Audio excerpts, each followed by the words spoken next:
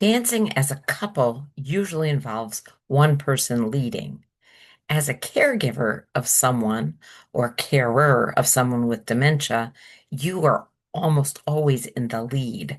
However, when they have repetitive questions or they have delusions or they think every day they need to go see their mother, you are challenged with either taking the lead and actually making things worse or joining them in the dance.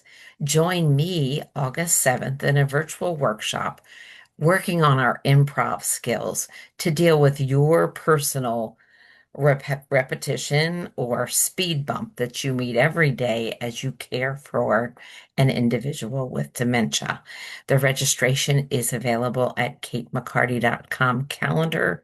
Hit August 7th. Register there. It's a 2-hour session, interactive, and it is $30. I hope to see you there so that we can do our dance lessons.